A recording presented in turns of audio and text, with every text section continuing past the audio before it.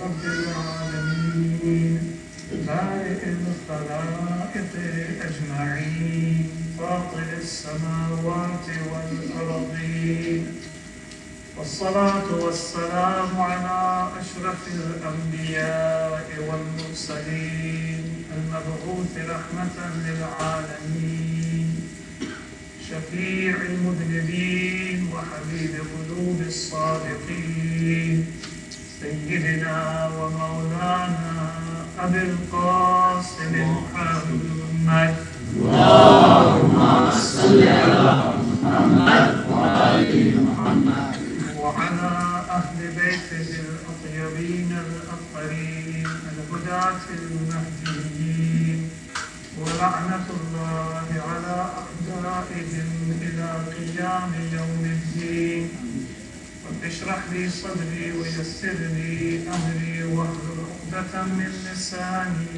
يفقهوا قولي أما بعد فقد قال الله عز وجل في القرآن المجيد بسم الله الرحمن الرحيم قد أفلح المؤمنون الذين هم في صلاتهم خاشعون والذين هم عن اللغو معرضون والذين هم للزكاة فاعلون صلوا على محمد وآل محمد اللهم صل على محمد وآل محمد. السلام عليكم ورحمة الله وبركاته. وعليكم السلام.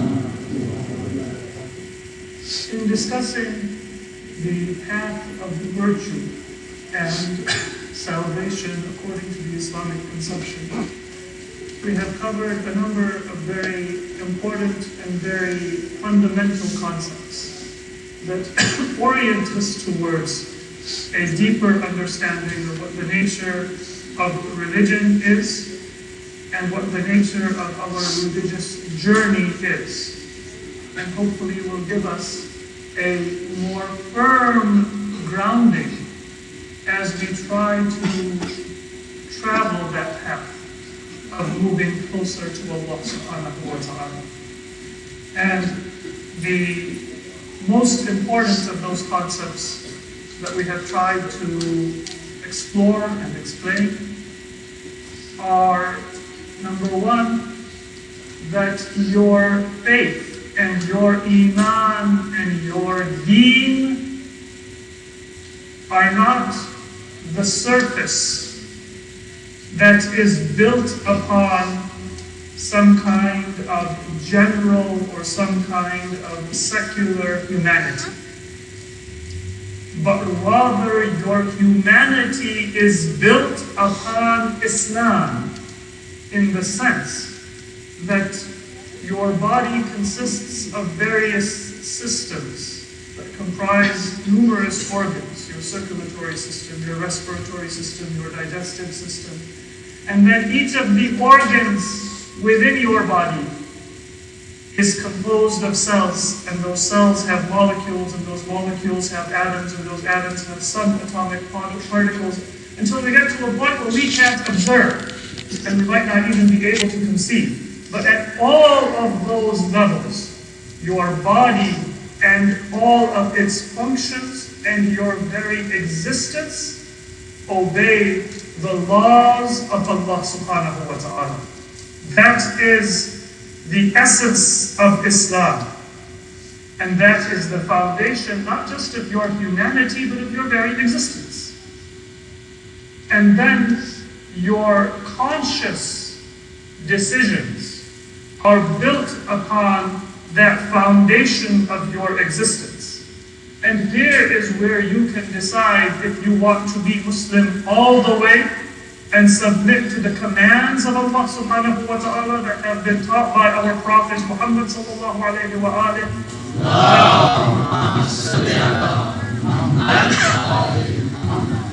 Or you want to stop. And although your existence is Muslim, because even if you decide to rebel, you can say that I'm not going to pray if you so desire. That you cannot say that I am going to live outside of the laws of existence. that my cells are not going to age and die. My heart is never going to stop beating, and I am going to have eternal life. I'm not going to need to eat, and I will sustain myself just with my positive energy. You can't live on your own terms. Your existence is Muslim. And then above that, you have been given Allah as part of your existence, free will and willpower. And that is where you can decide if you want to honor your commitment and your covenant with Allah and your obligation to Allah or not. And so it is not that Islam is the surface upon a secular foundation, but Islam is simply the completion and the harmonization of what in its very existence is submissive and must submit to the command of Allah subhanahu wa ta'ala. Your decision to be Muslim, meaning to submit to all of those teachings of truth as they have come to you to the best of your ability. That is simply your decision to live in harmony with your created existence. And that is why faith brings tranquility and it brings salvation in the hereafter. And in this light we can find a meaning for that well-known hadith of our Prophet Muhammad sallallahu alayhi wa alihi. Allahumma salli ala Muhammad wa alihi. كل مولود يولد على الفطرة حتى يكون أبواه مولدانه يهودانه أو ينصرانه أو يمجسانه. Every newborn is born according to the fitrah, until it might be that child's parents who will bring him up in a particular religion that might be other than Islam or the religion of fitrah. One level of meaning is that every child is born to submit to the truth. Every child is primed to recognize the truth of Tawheed, monotheism, and to submit to the teachings of Islam in their pure and unadulterated form. But then culture and tradition and parents may confuse a person's beliefs so that they are not able to recognize that truth that is innate to them. And that is a valid meaning of this hadith. But on an even more fundamental level, it's not just saying that a child is primed for Tawheed and a parent then might mislead a child by giving them a false sense of priorities or a false sense of beliefs that takes them on a different path. Parents or culture or media or any factor that might take a person off of the straight path.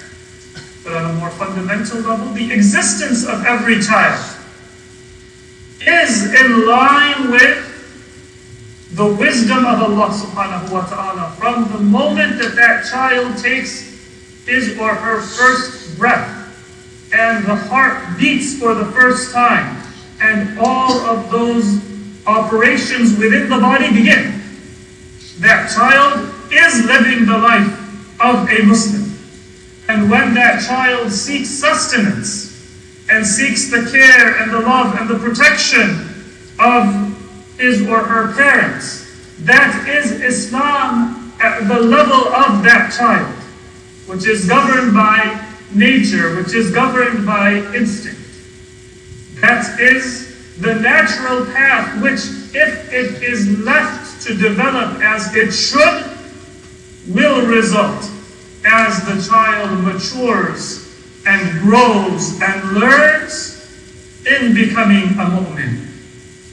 And if the child is not able to do that, then it is because there are environmental factors, familial factors, cultural factors, societal factors that are taking that child off that path. Because our very existence is Islam. And that entire depth of our faith, that is deen. There is a very beautiful hadith of our sixth Imam, Imam Ja'far as-Sadiq alayhi salatu wasalam,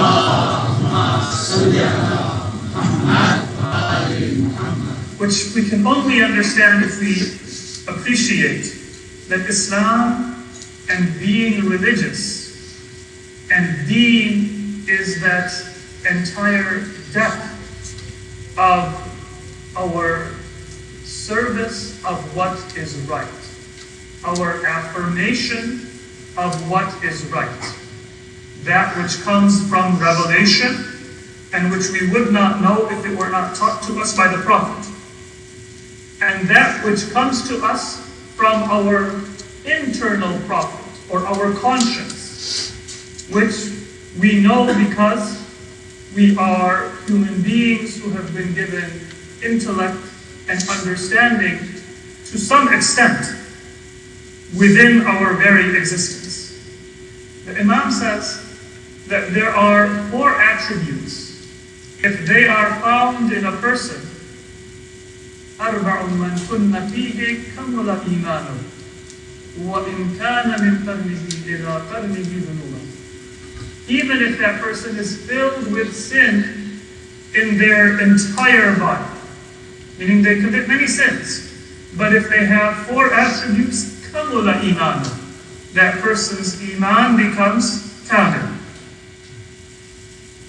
And the Imam says that those 4 attributes are الصدق وأداء الأمانة والحياء وحسن الخلق.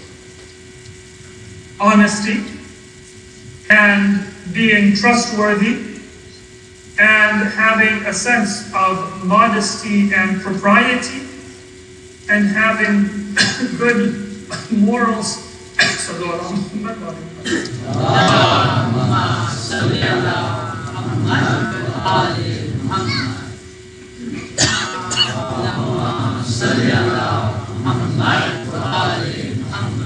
The Imam says, our sixth Imam, Imam Ja'far ibn Muhammad as-Sadiq alayhi salatu wasalam, in a Sahih hadith, also this hadith is authentic and has a reliable chain of transmission, that if you have 4 attributes, your iman becomes complete and becomes perfect.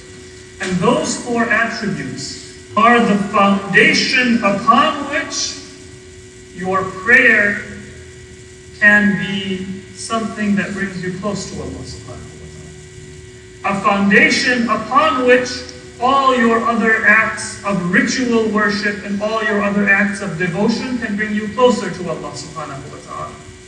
And they are as-sidq, truthfulness, wa-ada'u al-amana, trustworthiness, wal-haya, to have a sense of modesty and chastity and propriety, wa husnul khulq, and to have good morals and good etiquette in dealing with others.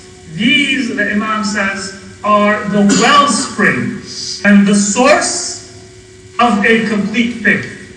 Now that doesn't mean that these are sufficient for your faith to become complete, because kamula means that there is a process. But you are on that path of developing faith, because deen and iman finds its root within the deepest recesses of our soul and our existence. And it is from there that it can grow and it can develop and it can flourish.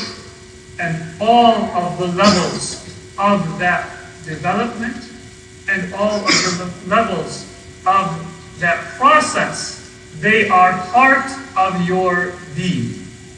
And that is an important message, because the result of that is that if I want to be true to myself, then I should not just look at what I feel right now or what I want right now, but I should be looking at what is it that I have the potential to attain. What is it that Allah has created me in order to achieve? What is the potential that I have been given? because my life and everything that I have within my life is not mine, but it belongs to Allah. And I have been entrusted by the owner of my life and all my possessions with being a steward of his property. So just as I cannot be a dictator and tell you how to live your life, I also cannot be a dictator and tell myself how to live my life. Because you are created and therefore owned by Allah subhanahu wa ta'ala, and I am created and therefore owned by Allah subhanahu wa ta'ala.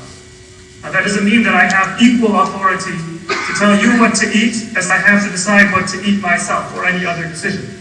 The level of responsibility that we have been given and the level of authority that we have been given is different. But the principle is the same.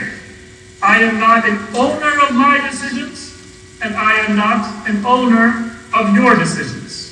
I am simply a trustee that gives me certain responsibilities with respect to you, and that gives me certain responsibilities with respect to myself. The exact nature of those responsibilities may be different, but in principle, I am a trustee on both levels. And what that means, if you want one takeaway from this entire discussion, is that I cannot live my life on my own terms. But I have to live my life according to the terms and the principles that Allah subhanahu wa ta'ala has given.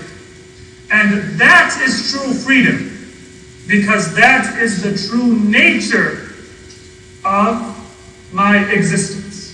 That will set me free from every form of servitude and every form of regret and every form of grief that people have in this material world. Because that is my purpose. That is my reality. That is the highest goal that I can attain. And what does it mean to live life on the terms of Allah? There's a simple test that all of us can give ourselves. And this is one of those tests that is probably going to show us that all of us fall short. That it can help us see where we fall short and how we fall short, and therefore we know what it is that we need to fix within ourselves. Sallu ala Muhammad wa ali Muhammad.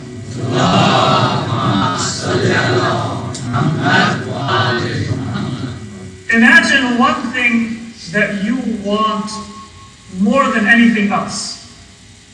A haja. Many times you hear from people who are religious and believe in dua that they have one haja they really want from Allah subhanahu wa ta'ala. And sometimes they say that, I've done ziyarah of all 14 ma'sumin to get this one haja. I've read ziyarat Ashura for 40 days to get this haja. Whenever I hear a hadith that if you do this nadr, or if you do this action, then Allah will definitely answer your prayer, I've done it. And I have still not gotten what it is that I'm looking for. And sometimes it even comes to a point that you begin to doubt, are those ahadith true? Is Allah really listening? If you have a haja that you want fervently from Allah subhanahu wa ta'ala, that is a wonderful thing. Because that is something that is going to rope you in and always pull you towards Allah subhanahu wa ta'ala. If you have a haja where if you're not given it, then you will be disappointed, that means that you want to live life on your terms and not on Allah's terms. If I really want to be able to get a job, and I do everything to be able to get that job, and then when I don't get it, I say, Allah, I want those hours of my life back. I want that money that I spent back. That meant that it wasn't really a haja that I was asking Allah. It was a demand that I was placing on Allah. It wasn't a dua. It wasn't a haja. It wasn't ubudiyah. It was a demand. I was putting myself here and my expectations here and Allah subhanahu wa ta'ala here. I might never have said it, but in practice, that is what I was doing. Those fervent du'as are meant to rope us into the path of serving Allah, asking Allah, and not thinking we can figure out our lives on our own terms. Rather than just fixing up your resume and saying, this is what is going to get me a job, do that, of course. But then don't put your hope in it. If you do that, minimum amount that is required to be diligent and to be responsible, and then you put your hope in Allah subhanahu wa ta'ala, that is the proper utilization of prayer. But then, when you engage in prayer, or nadr and mannat, or ziyarah, for the sake of fulfillment of your needs, if you do it as a servant, then you are doing it by saying, Allah, this is the best that I could figure out. I want to get married. I want to have this debt paid off. I want to be able to buy a house. I want to have a child. I want to get this job or get into this school, whatever your haja might be. But Allah, you know better. Maybe it is best for me to be given and then have it taken away. Maybe it is best for me not to be given. If that is the case, then, oh Allah, my fervent prayer is you use me for your purposes, not for my purposes. That is what it means to live life on the terms of Allah subhanahu wa ta'ala, not on my own terms. And so if we think about our own lives, we'll often find that with that simple test, sometimes we actually fail even before we get to that point, which is that we don't even do dua. We figure this is something simple, I can take care of this. But du'as are meant to be for everything. In the hadith, if your shoelace breaks and you don't replace your shoelace, you do a dua that, oh Allah, give me the strength to change my... To the younger people, do you know what shoelaces are? Because culture changes. It used to be that people used to tie their shoes. Sallu ala Muhammad wa ali Muhammad.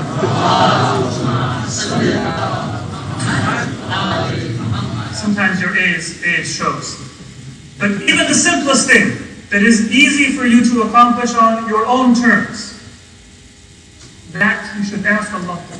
Sometimes we fail right up there, because I think that, well, I'm hungry, I can get a glass of water.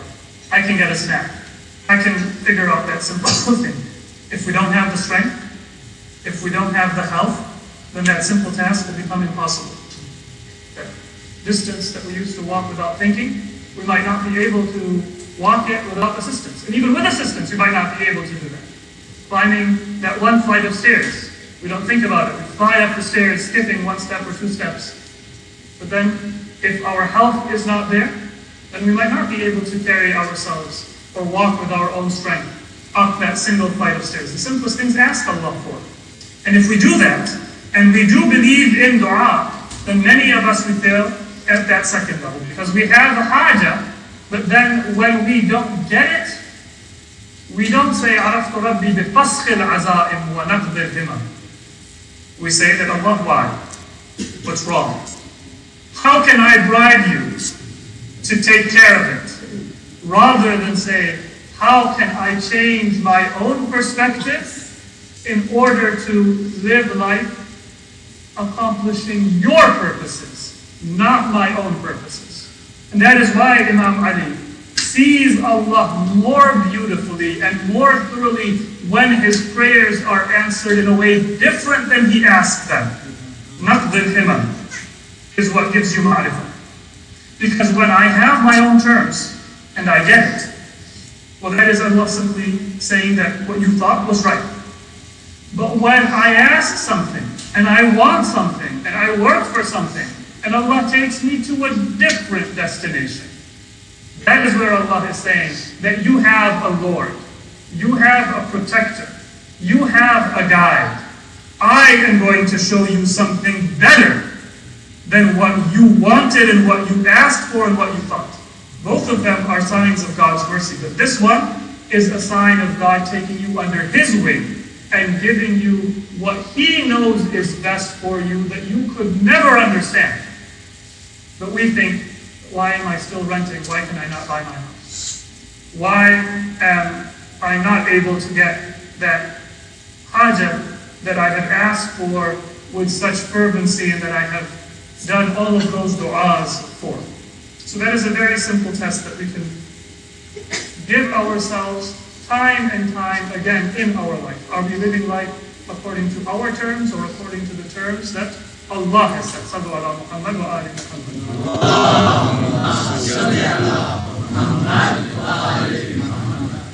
And what that also means is that you don't live your life according to what interests you.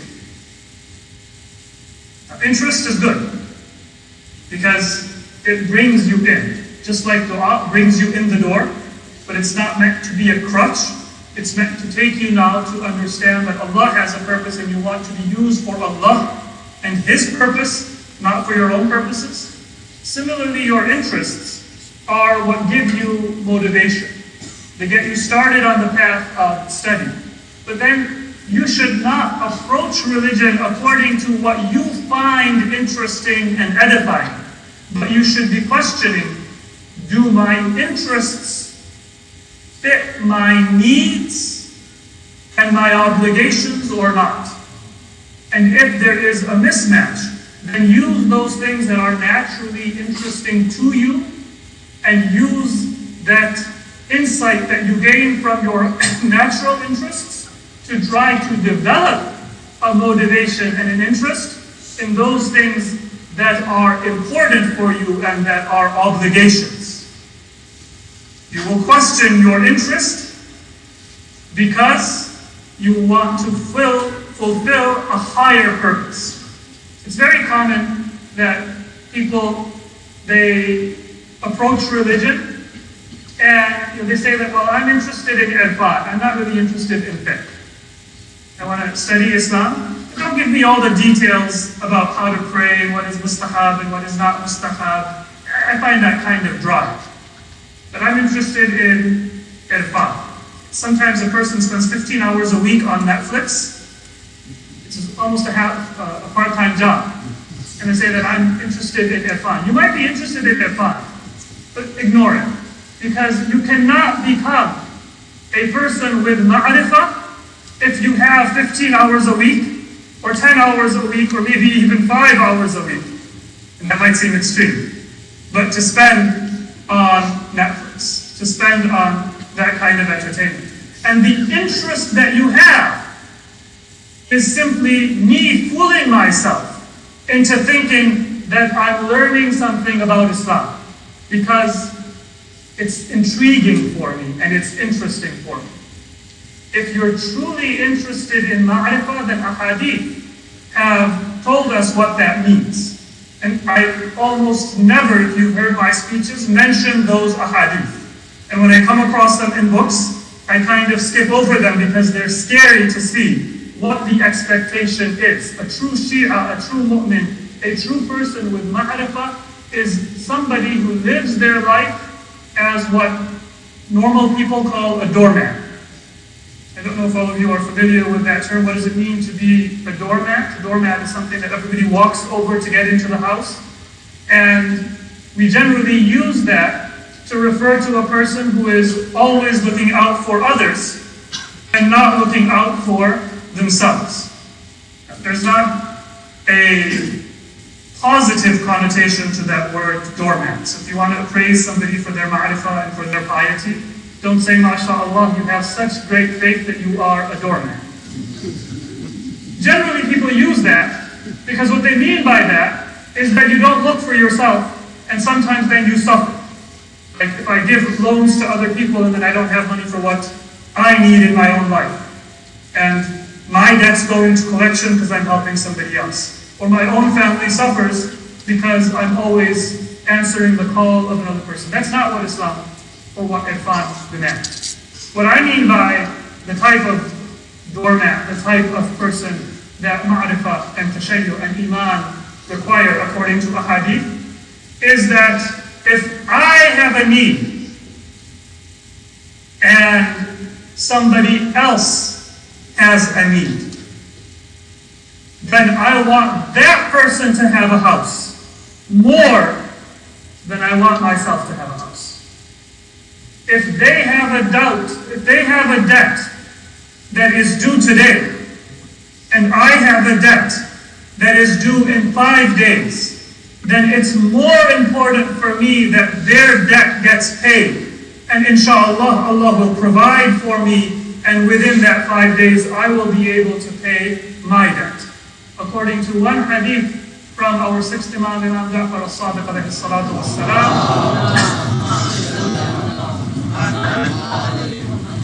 if you are willing to tell your fellow believers where you keep your money, and then tell them that you can go and access it whenever you need it, and you don't need to tell me, then say that you are on the path of being a Shia and acquiring ma'rifah.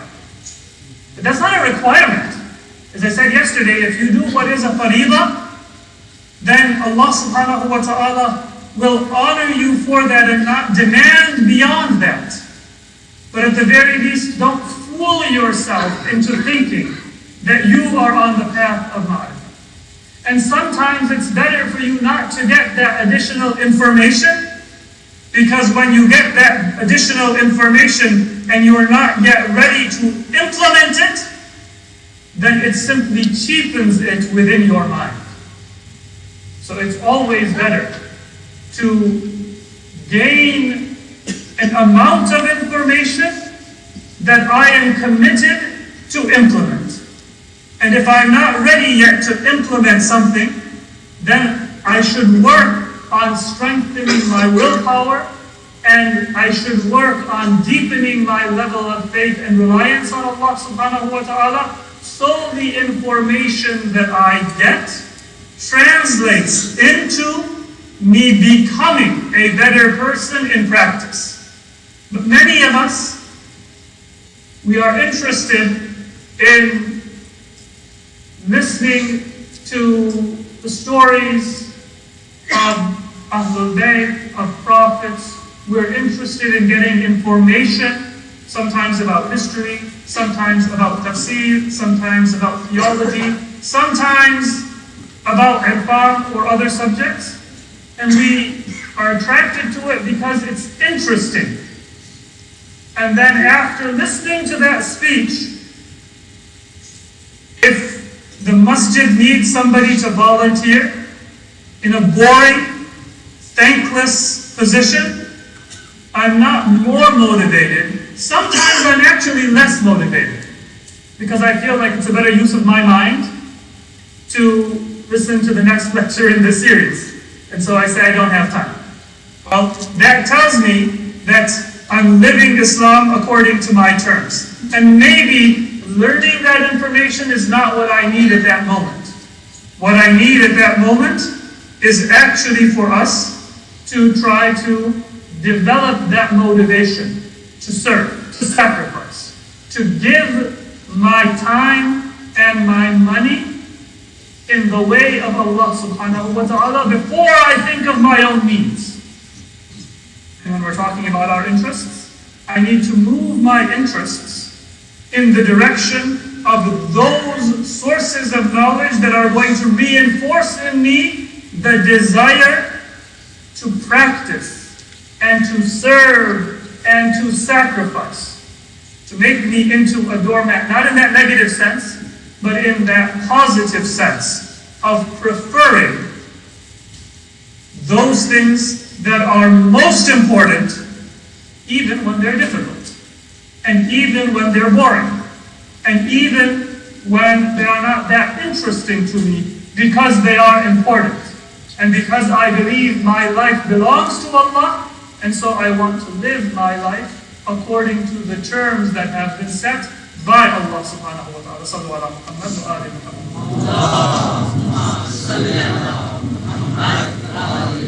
It's very difficult, and I don't claim to have practiced this as I need to practice, but this is my goal, and this should be the goal of each and every one of us, to move in that direction. I am one of those people who, when I get interested in a topic, I can read about it for an entire day. But then that is my struggle and my obligation to recognize that perhaps I thought I gained a lot of insight and it was spent in learning about Islam. At the end of that exercise, if I am not more committed to serve and sacrifice and be more humble, then I didn't spend that time in the best possible way. It's still better than watching Netflix. If you read about history, if you read about a topic that is interesting to you. But it's not the best use of your time. Because the best use of your time is to fulfill the obligation that brings you closer to Allah subhanahu wa ta'ala. Inshallah, we will discuss more of the implications of believing that our life is an amana and a trust that does not belong to us, but that is simply our responsibility so long as we are alive. But I want to discuss a few of the implications of those principles that we have discussed until now, before we talk specifically about the meaning of amana in terms of our faith and in terms of our religious life and our social interactions. Sallu ala Muhammad wa ali Muhammad.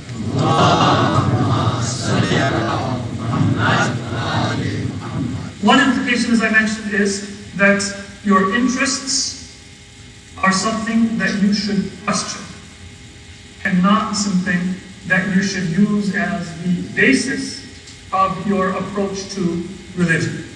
By question, what I mean is determine that those things that I am interested in and that I naturally gravitate towards, do they make me more humble?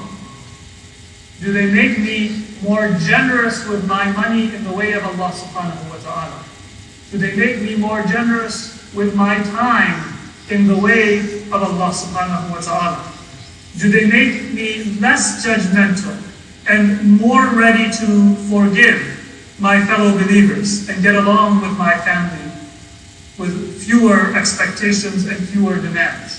If yes, then that is a good use of my time. But if it's neutral, or if it is doing the opposite, then maybe I am over-educating myself, meaning that I am progressing and strengthening my intellectual understanding of Islam. But because I'm spending time on that, my actual faith and my actual religiosity is stagnating or suffering. Another effect, an implication of this principle, is that we always see purpose as the fundamental principle that we are to try to determine before we make any other decisions within our life. We try to get to the heart of the matter, and we try to get to the root, and then from that root, we look for the branches. So many people, when they are looking to get married, for example, and this is just an illustration that I'm going to give to illustrate the point, but it is much more profound than just this one example. When they're looking to get married, they want to find out how compatible they are with the other person. What are the other person's interests? What are the other person's habits? Maybe their study, and how they enjoy themselves. And sometimes it takes a long time to be able to reach that decision. and people are uncertain that I don't know whether to go forward or whether not to go forward. It's a good proposal, it's a good person, but I just don't feel like it's clicked. And that is because perhaps you are looking more at the surface. When in reality, life is always going to throw you unexpected curves and detours. And personality will also change sometimes in unexpected ways. Health and economics and all of those things, there is no formula that you can game out your future or a potential spouse and their future. So what you need to do is you need to basically ask the question, what are the fundamental values by which that person is going to live and is going to meet those challenges which are unpredictable, which will come in life. And if there is a meeting on those fundamental principles of life, then you have confidence with faith and reliance on Allah subhanahu wa ta'ala that you will be able to meet those unexpected challenges when they come. When life throws you that curveball, then you will be able to meet it. That decision doesn't mean that you need to give 100 questionnaire or interview or have unending sessions to decide if you are a good match or not. Because it is a basic question of the fundamental values by which you live.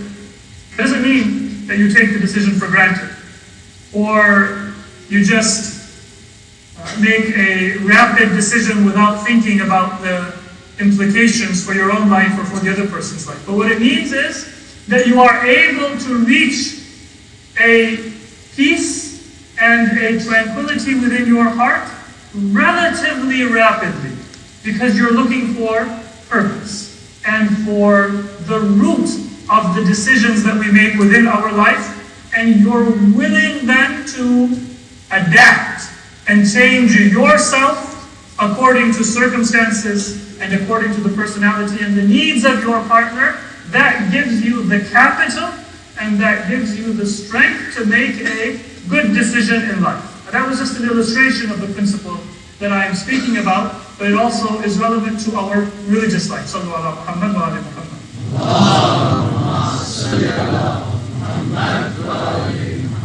When people study Islam on an academic level, they go to college, they take a history of Islam or a history of Shiism in an academic context.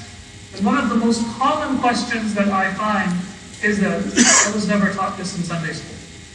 And this academic study of Islam has made me doubt some of the things that I believed before. Many of you may personally be able to relate to that, or you may have seen that or heard that from other people. And then there is a response that sometimes comes from people who are concerned about faith. Don't study Islam in college. Don't take that course, because it's going to weaken your faith. It's not that getting the information weakens your faith, but it is because there is a faulty principle in how we get information. We think that studying the details of history is going to build up, brick by brick, our faith. And then there is much in history that is uncertain. In fact, the majority of it. You cannot have a history of the prophets before Islam, because the archaeology is not there. The contemporary reports are not there.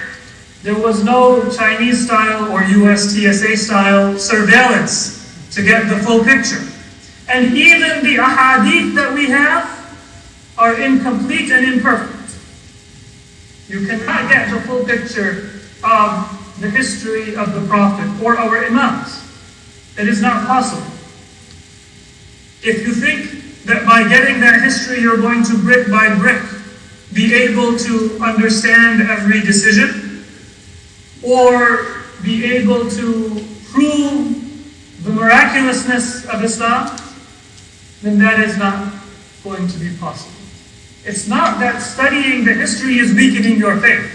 It's that your expectation from material history is unreasonable in the first place. Instead, you need to know enough of history and historical truth to be able to determine, is the message brought by the Prophet true or not? And that amount of history is accessible to you. Most importantly, because by Muslim tradition and by the agreement of modern secular scholarship, the Quran is a contemporary witness to the message and to the life of our Prophet Muhammad sallallahu alaihi wa alihi. So all you need is enough access to be able to determine, is this something that is true and that is from Allah and that I am obligated to submit to or not? And then once you understand the essence based on that amount of authenticated history that is accessible to you, then from there on out, your journey is to look at those incidents that are not as clear or as well attested in order to illustrate those principles that are certain from the life and from the teachings of the Prophet and of Islam. So the journey is that you use your senses, you use the facts that you have accessible to you to understand what is your moral position about the message of the Prophet. And if you need to do some research, if you have to pause and maybe determine, then that is a worthy place to pause and try to understand, not by gathering all of the historical evidence from Greek sources and Byzantine sources and Armenian sources and archaeology and say, I'm going to reconstruct the biography of the Prophet and then I'm going to determine if I should believe in the Prophet or not. You want to understand your moral position with regard to the teaching of the Prophet. And so that requires humility. That requires sincerity. That requires reading the Quran to see if your heart finds guidance in it, and not just if you find historical trivia or artifacts in it.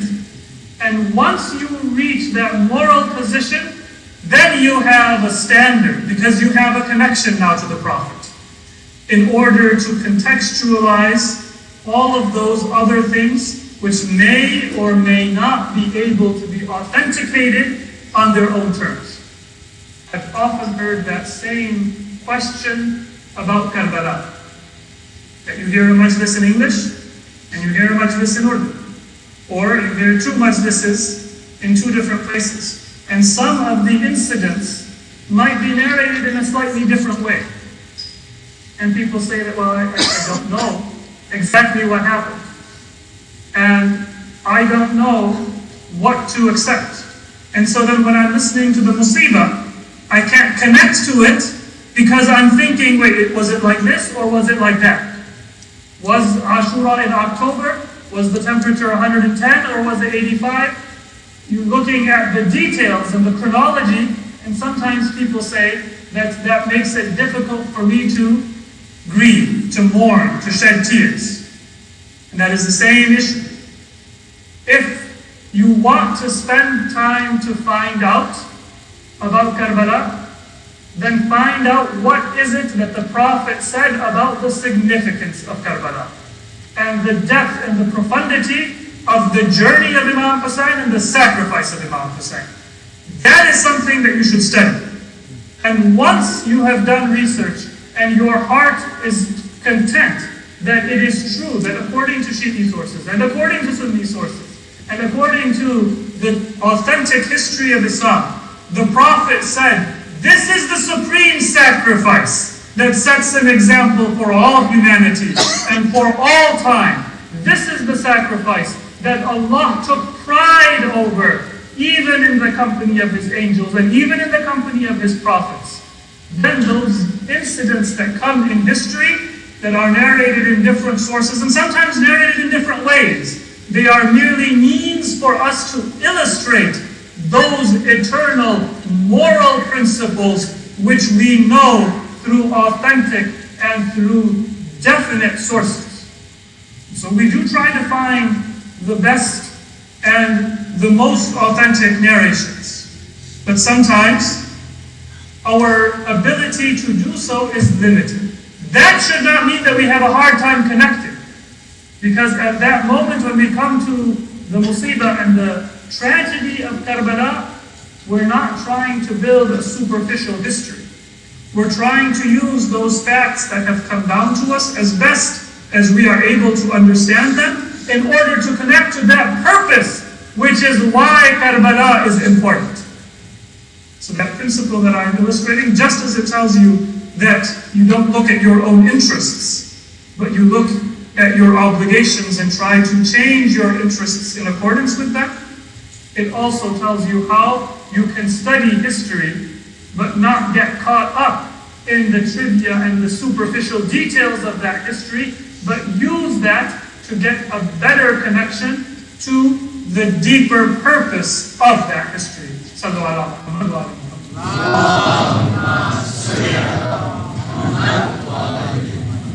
Today I would like to look at one part of that history of Karbala, which, no matter which narrations you look at, is particularly inspiring and tragic.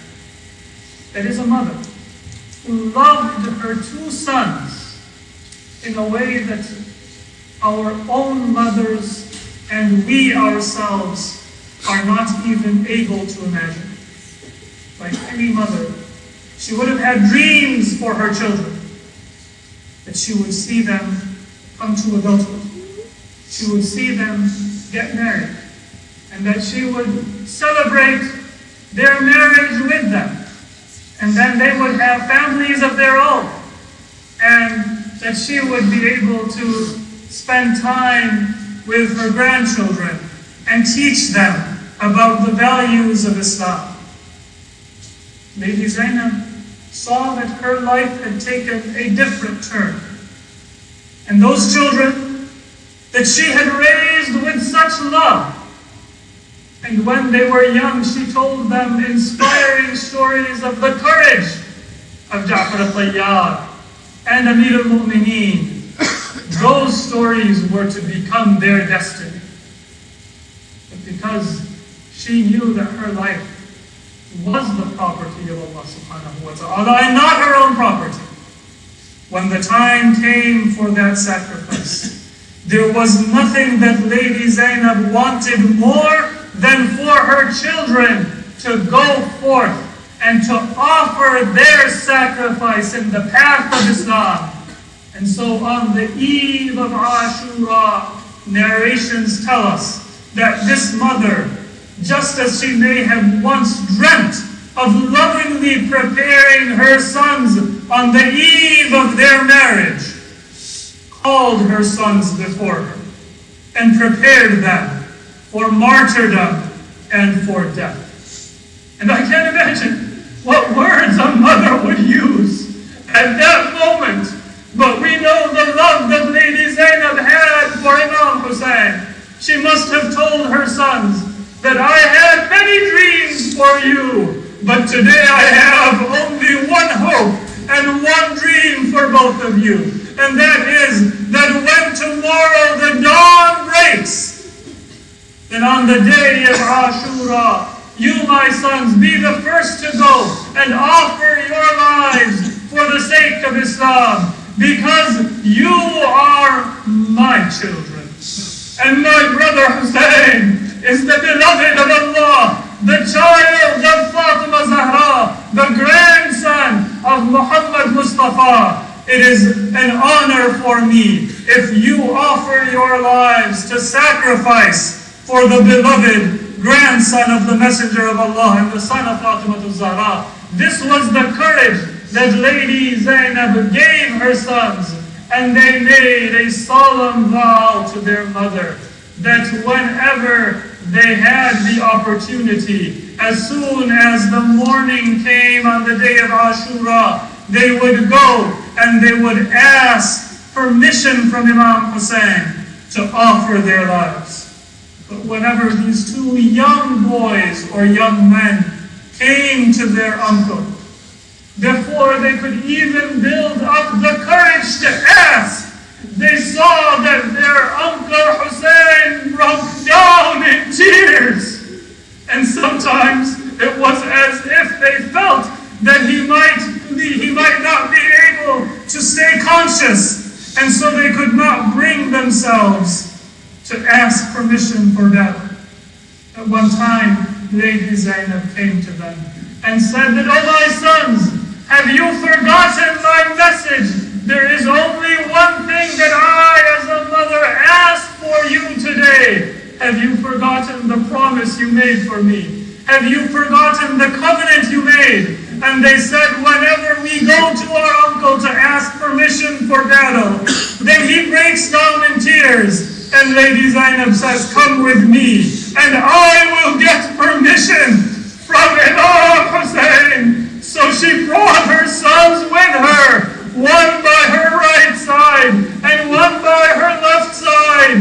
And gradually, with deliberate steps, with every step, her tears falling on the sands of Karbala, Lady Zainab approached Imam Hussein. And see now what that scene must have been like.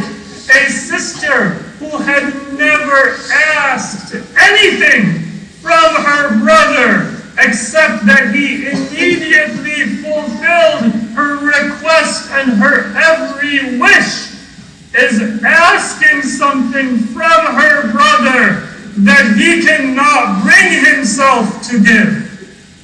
Lady Zainab said that, "Oh my beloved brother, as I stand before you, I have one gift that I can offer you in the path of Allah.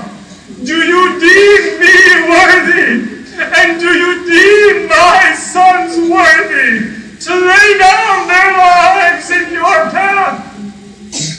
And the words of Lady Zainab and the sincerity of Lady Zainab were such that Imam Hussein could not but say that, "Oh my beloved Zainab, your sons are more dear to me than my own.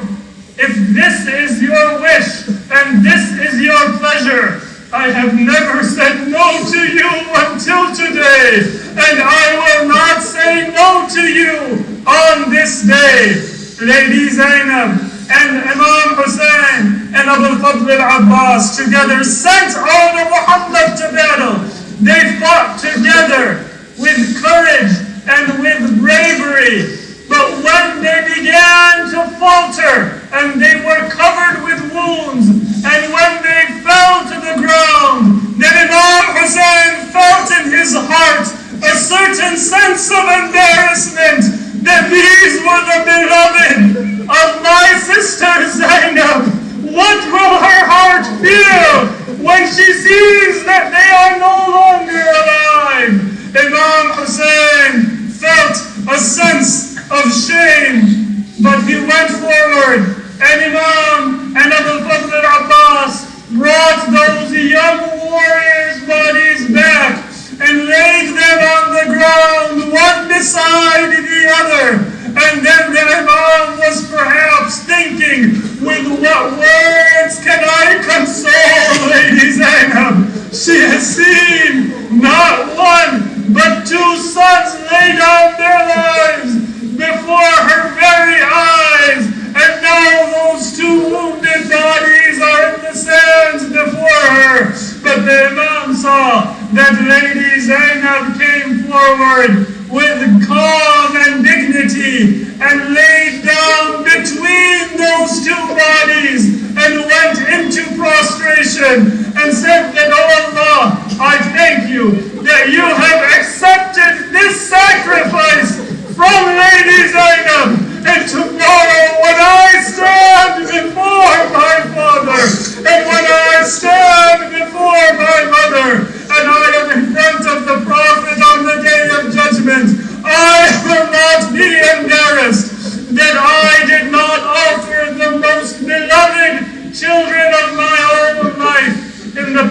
الإسلام إنا لله وإنا إليه راجعون. We ask Allah subhanahu wa ta'ala to accept our ibadah and our remembrance of the sacrifices of Ahlul Bayt. May Allah subhanahu wa ta'ala fulfill our prayers, our hajat, forgive our shortcomings, and may Allah subhanahu wa ta'ala unite us with Muhammad wa ala Muhammad in this life and for all eternity in the hereafter. Sallu ala Muhammad wa ala Muhammad.